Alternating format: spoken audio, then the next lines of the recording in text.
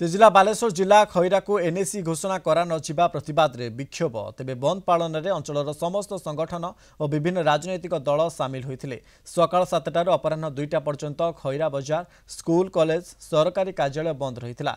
सरकार खैरा को विज्ञापित अंचल बा एनएसी घोषणा न करिबा जाय लड़ाई जारी रखिबा को कर्मकर्ता माने चेतावनी दैछन्ति।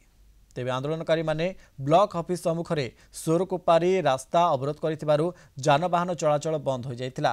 2024 रे सरकार खैरा को एनएसी घोषणा करथिले हेले एबे घोषणा होइतिबा नुआ एनएसी तालिका रे खैरार नाम न रहिबा नै असंतोष बढ़िछि। ए बंद को खैरा बाजार रो लीजेंड लायंस और वारियर्स क्लब, गणेश पूजा कमिटी, राधाकृष्ण पूजा कमिटी, स्वाभिमान मंच, वरिष्ठ नागरिक मंच विभिन्न राजनैतिक दल खोलाखोली भावे समर्थन करथिले। आम सब रास्ता रोक करूँ समस्त कार्यालय स्कूल कॉलेज जिते गुड़िक अनुष्ठान अच्छी समस्त बंद अच्छे से गुड़िक सफलतार छुईचु से भी आउ थे धन्यवाद।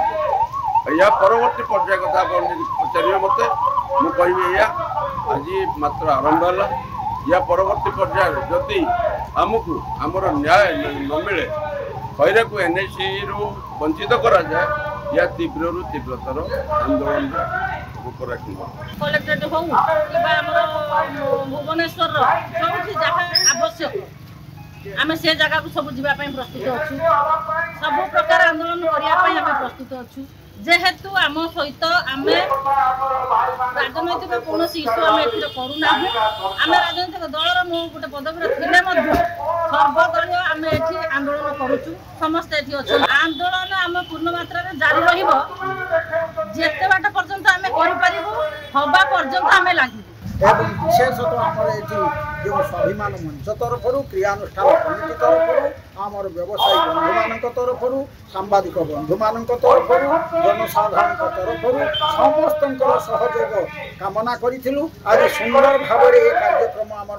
सफल होती तेणु आम परवर्ती पर्यायर आगे किभली भाव में लगिबू ये विषय आम क्रियानुष्ठान कमिटी स्थिर कर आमर आंदोलन आगे निश्चित जारी।